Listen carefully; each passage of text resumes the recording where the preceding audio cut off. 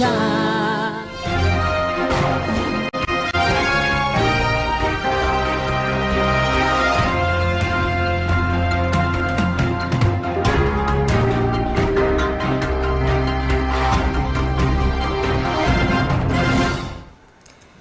Ndabashimiye mwese mukomeje gukurikira Isango Star na nawe ikaze mu makuru twabateguriye na makuru agiye kwibanda kuri izi ngingo z'ingenzi zikurikira.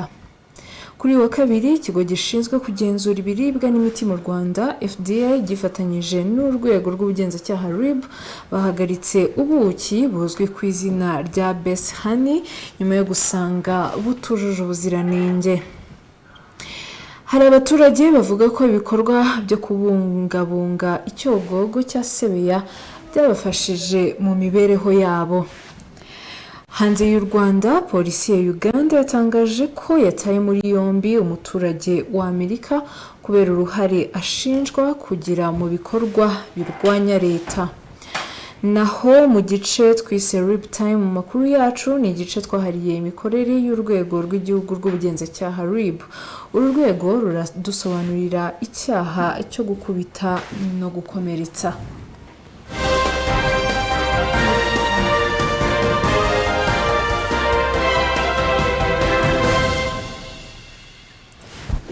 Ikaze nanone muri aya makuru ku buryo burambuye. Iyi ni Isango Star nonge ndi Jackie Mwishimwe. Ndakwibutsa ko ushobora no kudukurikira uciye ku rubuga rwacu rwa internet arirwo wa_Isango_Star_rwa ujyanditse TV live ubundi ukabana natwe.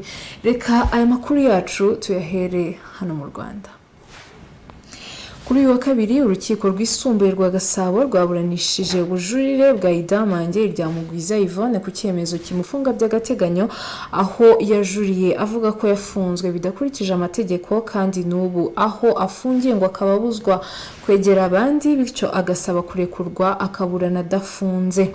Idamange aregwa ibyaha birimo gushoza imvururu n'imidugararo muri rubanda, gutesha agaciro ibimenyetso bya jenoside yakorewe abatutsi no gukwirakwiza ibihuha hakoreshejwe ikoranabuhanga.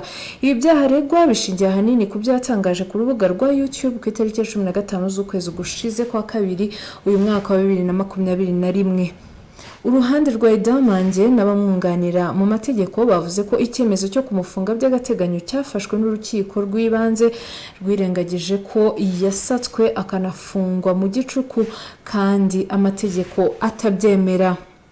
Ubushinjacyaha bwahakanye buvuga ko nta mategeko yishwe mu gusaka no guta muri yombi idamange.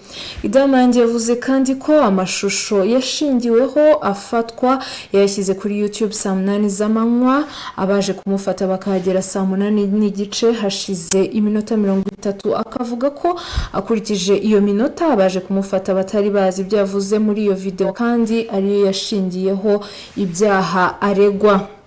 Ubushinjacyaha bwaburanaga buri ku rukiko i Rusororo bwabwiye urukiko ko idamange yasatswe akanafatwa bitinze mu ijoro kuko ari ubwe wanze ko bamusaka mu masaha akwiriye.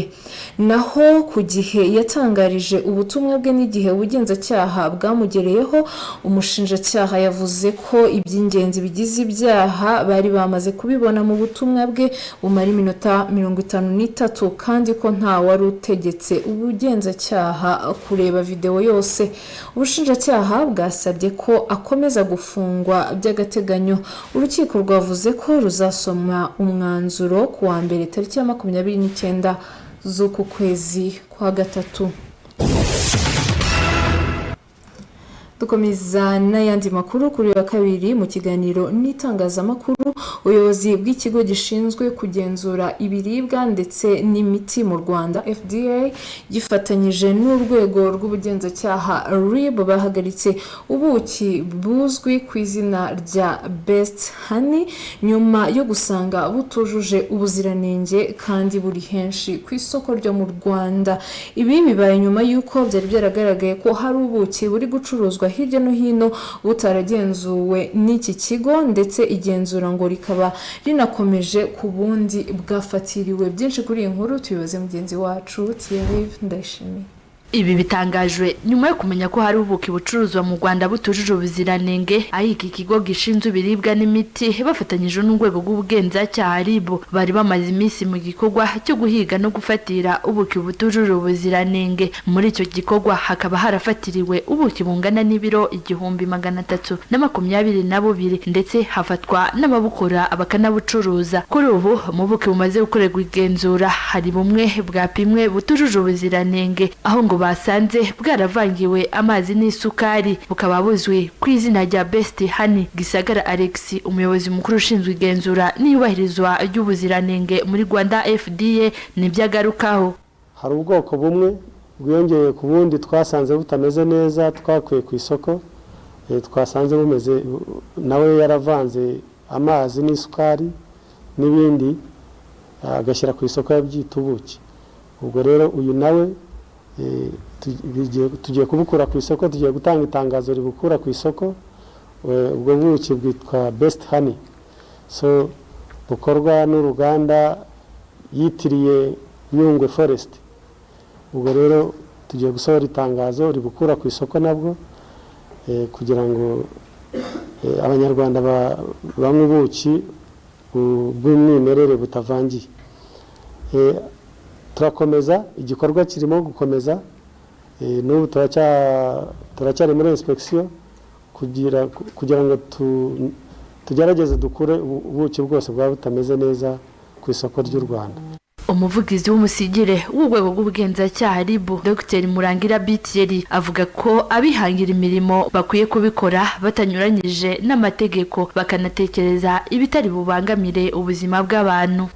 Nta muntu ugomba gukina n'ubuzima bw'abanyarwanda yitwaje ngo kwihangira imirimo nibyo ni byiza. Leta y'u Rwanda idushishikariza kwihangira imirimo, ariko icyo umunyarwanda asabwa cyangwa uwo muntu wese asabwa wihangira imirimo, arasabwa kwihangira imirimo mu buryo bwujuje amategeko, mu buryo butanyuranyije n'amategeko, mu buryo butabangamiye rubanda, ubuzima bwa rubanda.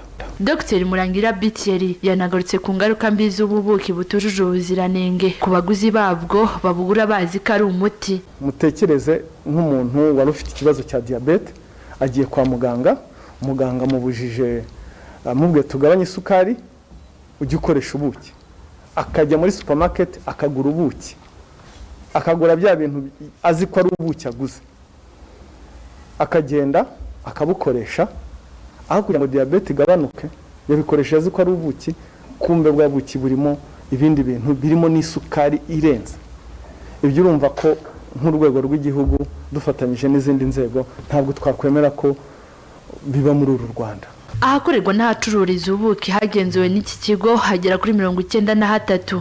Muri aho hakaba harimo inganda zigera ku 13 babukura hanze y'igihugu na za supermarket ndetse n'amaduka. Mu moko y'ubuki 23 ari gupimwa, hamaze gupimwa agera kuri 15. Muri ayo 9 akaba yujuje ibipimo bisabwa ndetse na standard zigize ubuki. Naho ubundi bwoko butanu bukaba bufite akabazo gaturuka ku kuba bwarabitwe nabi. Ubuki buzwi ku izina rya Best Honey bukaba bwarasanzwe butujuje ibisabwa, bityo bukaba bwakuwe ku isoko. Ubu bukaba bwiyongereye ku bundi bwari bumaze gukurwa ku isoko bwitwa Honey Hive. Thierry Ndayishimiye, Isango Star, Kigali. Ndagushimiye cyane Thierry Ndayishimiye kuri iyo nkuru. Dukomeza n'amakuru yacu, reka noneho twerekeze mu ntara y'Uburengerazuba. Hari abaturage bavuga ko ibikorwa byo kubungabunga icyogogo cya Sebeya byabafashije mu mibereho yabo, kuko bahawemo imirimo yo guca amaterasi yo gufata amazi ku misozi, ndetse abandi borozwa inka binyuze muri ibi bikorwa byo kubungabunga Sebeya.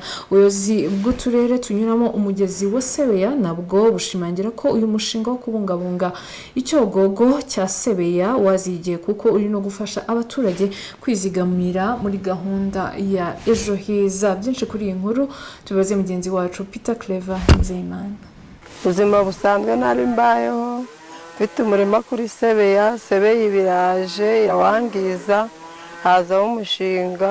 Mu bihe bitandukanye umugezi wa Sebeya wagiye usenyera abaturage abandi ukabatwarira ubutaka. Ibi byatumye ikigo gishinzwe gufata neza umutungo kamere w'amazi mu Rwanda n'abafatanyabikorwa bacyo batangiza umushinga wo kubungabunga icyogogo cya Sebeya. Ibintu byashimwe cyane n'abaturage batuye mu turere twa Rutsiro ndetse na Rubavu, bavuga ko uyu mushinga wahinduye imibereho yabo na cyane ko Sebeya yajyaga ibasenyera. Twageza dukora uko duhembwe tukigira ng'abantu 20 cyangwa 10 tukaduhembana 5 uwo duhembye akagenda akagura ng'intama 2 rwose tugushaka amafumbire azafumbira buno butaka bwacu kabisa rwose ndo tuzabura ibyo kujya. Ibyakozwe nuko baduciriye amatarasi rero twabonye ubwatsi bwo kumukikiro bwo kumukingo. Ikindi ikiza cyaga amatarasi nuko turi kuhinga ibirayi bikera mu gihe biteraga baducira amatarasi. Dogaratsi Nzabonimpa, umuyobozi wungirije w'akarere ka Rubavu ushinzwe iterambere ry'ubukungu, avuga ko kimwe mu byo abaturage bungukiye muri uyu mushinga n'imirimo babonyemo nabyo birimo. Abo bose dukorana baturi icyogogo cya Sebeya benshi bagize amahirwe yo guhabwa akazi muri uyu mushinga. Bose tuvuga ko umushinga uzarangira bari mu makoperative, umusaruro uvamo bagira uko bizigama. Madamu Emerance Yinkamiye, umuyobozi w'akarere ka Rutsiro, wavuga ko ibikorwa biri gukorwa byo kubungabunga icyogogo cya Sebeya biri gufasha abaturage mu mibereho yabo, na cyane ko bahawe akazi muri ibi bikorwa bikabibafasha kwizigamira muri gahunda ya Ejo Heza. Abaturage nabo babonye akazi ku buryo navuga ubugari, babonye akazi bashobora guhindura imibereho yabo, kwishyura abana amashuri, kwishyura za mutuelle de santé, ariko baranizigamira muri Ejo Heza. Iki nacyo ni igikorwa cy'indashyikirwa. Bariya abaturage bafashijwe no kubona akazi muri ariya materasi. Umushinga wo kubungabunga icyogogo cya Sebeya uri gukorerwa mu turere 4 tw'intara y'Uburengerazuba ari two Nyabihu, Rubavu, Rutsiro ndetse na Ngororero, aho uri gukorerwa ku birometero bingana na 286 muri utwo turere. Peter Clever Nizeyimana, Isango Star. Umukozi wa RBC yamenyesheje ko ibisubizo by'ibizamini nakoresheje bigaragaza ko mfite coronavirus. Byarantangaje kuko nta kimenyetso na kimwe nigeze ngaragaza. Nyuma yaho barampamagaye bambaza ibibazo bijyanye n'uko merewe, niba afite ibimenyetso ndetse banambaza niba nta bundi burwayi nsanzwe mfite. Nuko bambwira ku buryo bushya bwo kunyitaho ndi mu rugo. Nabanje kubikemanga, ariko bambwira ko hari benshi bavuye muri ubwo buryo bakize neza bakaba barasubiye mu buzima busanzwe. Numva nanjye nabigerageza. Igihe cyose nari ndwariye mu rugo nakoreshaga icyumba cyanjye njyenyine, bakanzanira ibyo nkeneye aho ndi, twese twambaye agapfukamunwa, dusiga intera ya metero 2 hagati yacu, kandi twese duhora dukaraba intoki dukoresheje isabune.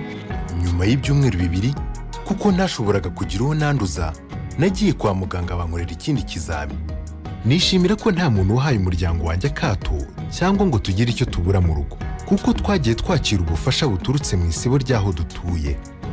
Ndashimira cyane abaganga banyitayeho kugeza nkize, kuko nta kibazo ndagira na kimwe. Ndashishikariza umuntu wese basangamo coronavirus agashyirwa muri gahunda yo gukurikiranwa ari mu rugo, kwirinda gusohoka kuko ashobora kwanduza abandi. Iyo birenzeho, icyo gihe akurwa muri iyi gahunda akajyanwa mu ivuriro ryabugenewe yishyuriye ikiguzi, kandi yamara gukira agakurikiranwa n'inkiko kubera gushyira ubuzima bw'abandi mu kaga. Shishoza, ntaba ari njye wandura cyangwa wanduza abandi coronavirus. Tuvuye mu ntara y'Uburengerazuba, reka amakuru yacu tuyakomereze mu ntara y'Amajyepfo. Ubuyobozi bw'akarere ka Nyaruguru biravuga ko bitarenze uku kwezi kwa gatatu ibitaro bya Munini biba byuzuye bigatangira guha abaturage serivisi z'ubuvuzi.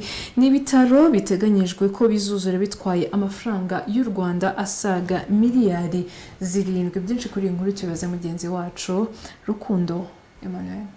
Ibi bitaro bigezweho bya Munini bivugwa ko bizaba bifite umwihariko wo kuvura indwara runaka byatangiye kuvugururwa mu mwaka wa 2018. Ni ibitaro byari biteganijwe ku mwaka ushize wa 2020 wari gusiga byuzuye, ariko ngo biza gukomwa mu nkokora n'icyorezo cya COVID-19 cyadindije itumizwa rya bimwe mu bikoresho by'ubwubatsi. Gusa ngo kuri ubu imirimo yo kubyubaka irarimbanije, ndetse ngo icyiciro cya mbere cyabyo kigeze ku musozo, kandi ngo nibimara kuzura bikazaba bitanga service zisumbuye kuzo byari bisanzwe bitanga, nk'uko umuganga ukuriye ibikorwa by'ubuvuzi muri ibi bitaro bya Munini dufatanye Eraste abigarukaho. Nibyuzura byose hamwe bizaba bifite ubushobozi bwo kwakira abarwayi 300. Abarwayi baryamye, abivuza bataha bo nuko barwaye bazaba ari benshi. Icya mbere twabonye umubare w'ibitanda wiyongereye. Hari igihe ibitaro twari turimo bito cyane wasangaga abarwayi babaye benshi, byarengeje ubushobozi bw'ibitanda byacu, bigasaba ko abarwayi baje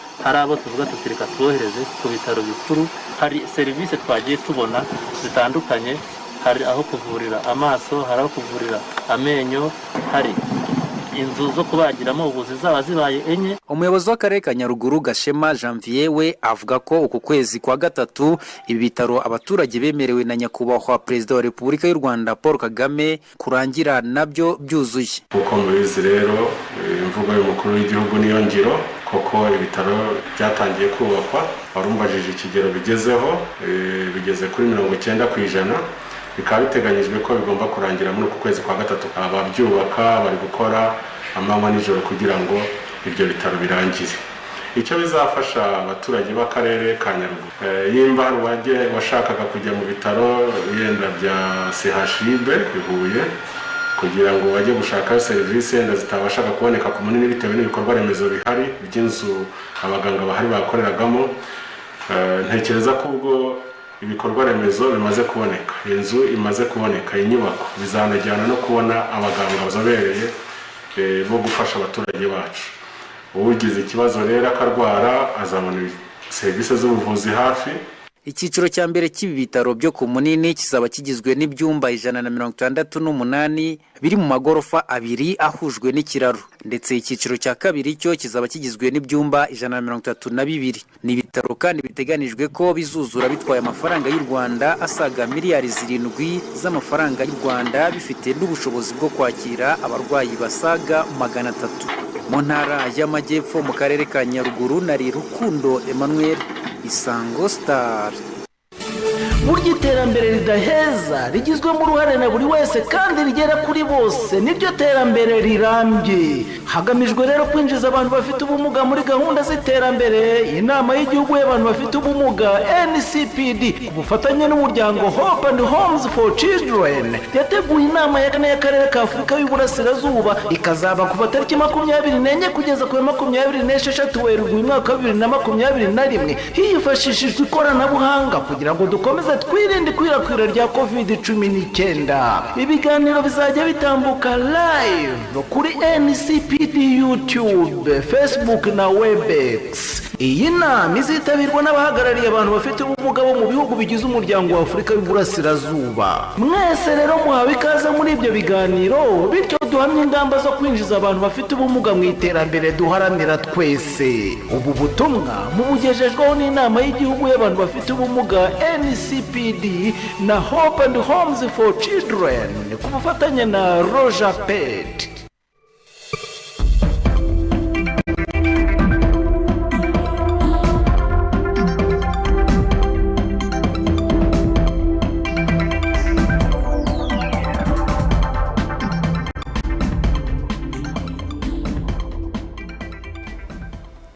Isango Star ugikomeje gukurikira, nkibutsa ko ushobora no kudukurikira uciye ku rubuga rwacu rwa internet arirwo wayishatu Isango Star rwa ukajyana TV live, ubundi ukabana natwe. Turacyakomeje n'amakuru, ariko noneho twerekeje amakuru ari kuvugwa hanze y'imipaka y'u Rwanda.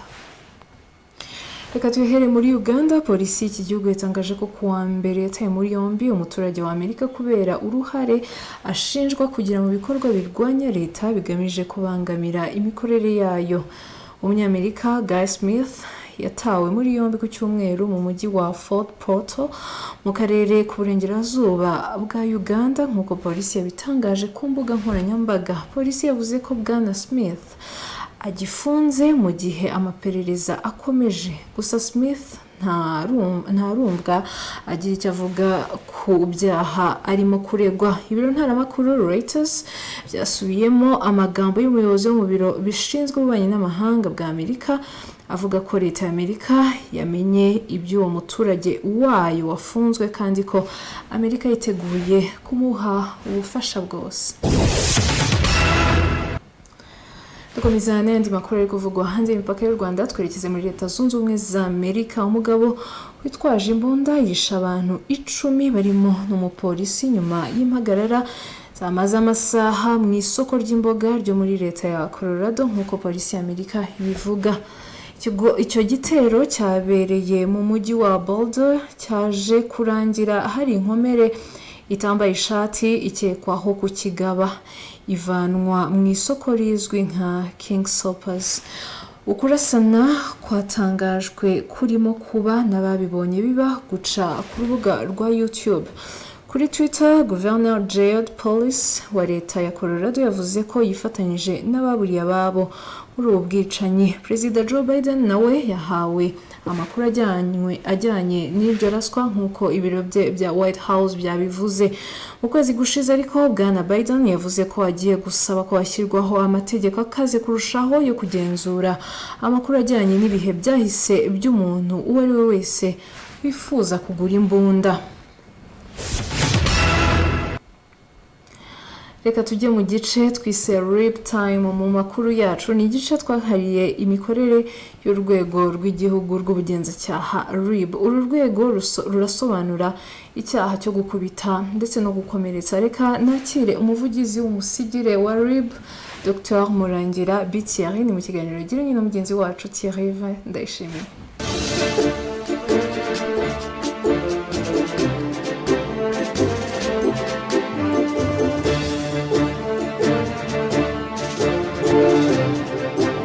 RIB Time, umwanya w'urwego rw'igihugu rushinzwe ubugenzacyaha mu makuru ya Isango Star.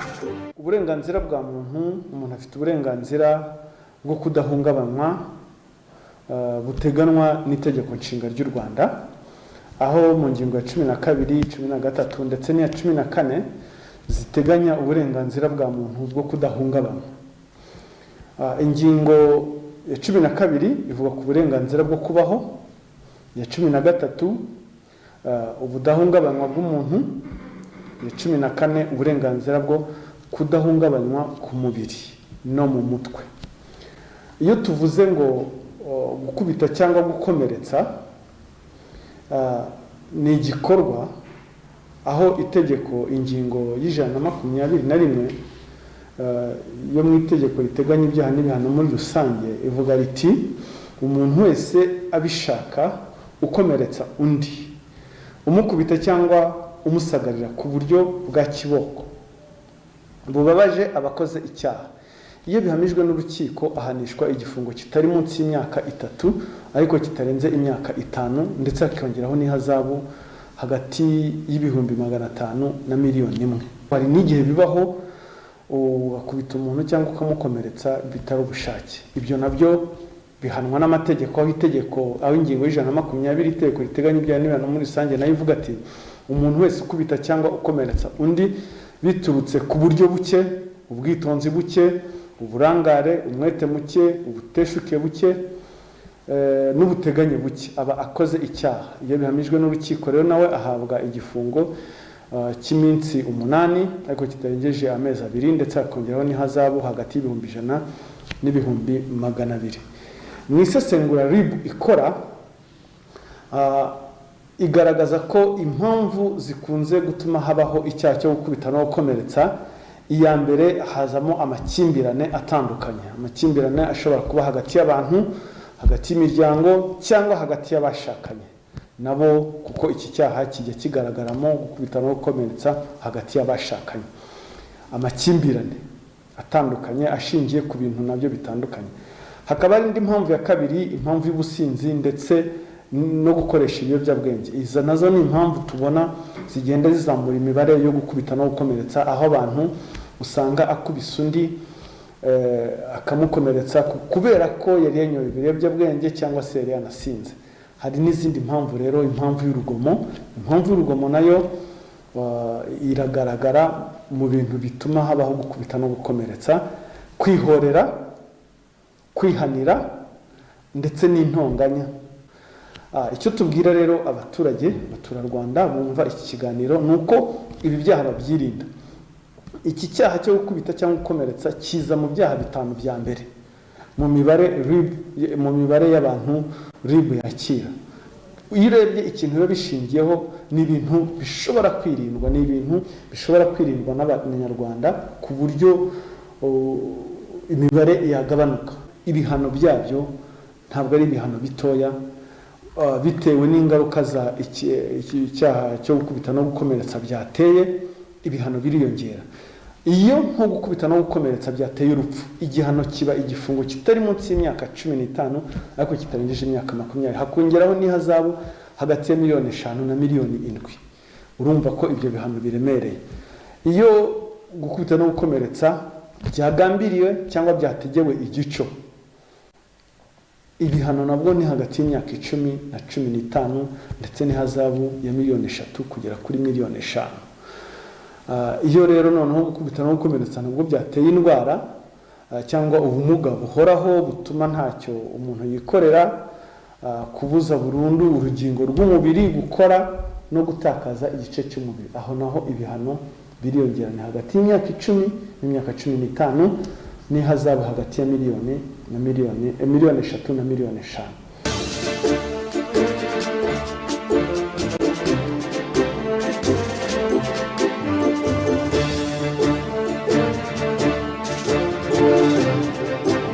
RIB Time, umwanya w'urwego rw'igihugu rushinzwe ubugenzacyaha mu makuru ya Isango Star. Nino kuri iki gice twise RIB Time dusoje aya makuru, ariko mbere y'uko mbasezera munyemerere mbibutse zimwe mu ngingo z'ingenzi twibanzeho muri aya makuru. Hari abaturage bavuga ko ibikorwa byo kubungabunga icyogogo cya Sebeya byabafashije mu mibereho yabo. Kuri wa kabiri, ikigo gishinzwe kugenzura ibiribwa, imiti ndetse n'imiti mu Rwanda FDA gifatanyije n'urwego rw'igihugu rw'ubugenzacyaha RIB bahagaritse ubuki buzwi ku izina rya Best Honey nyuma yo gusanga butujuje ubuziranenge kandi buri henshi ku isoko ryo mu Rwanda. No hanze y'u Rwanda twabwiye ko polisi ya Uganda yatangaje ko yataye muri yombi umuturage wa Amerika kubera uruhare ashinjwa kugira mu bikorwa birwanya leta. Naho mu gice twise RIB Time mu makuru yacu ni igice twahariye imikorere y'urwego rw'igihugu rw'ubugenzacyaha RIB. Uru rwego rwasobanuye icyaha cyo gukubita ndetse no gukomeretsa. Ngaho dusoje amakuru yacu. Ndashimira ekipe ngari y'abanyamakuru yamfashije kwitegura ndetse no kuyabagezaho. Ni ekipe yari ihagarariwe na Iliya Byukusenge. Ndashimira cyane kandi Olivier Baganizi wamfashije kuri kamera ndetse na Cyusa Bertin wamfashije muri technique. Ndabashimira mwese twatubanye muri aya makuru, mbararikira gukomeza gukurikira gahunda Isango Star yabateguriye. Na Jack Nishimwe mukomeze mugira ibihe byiza.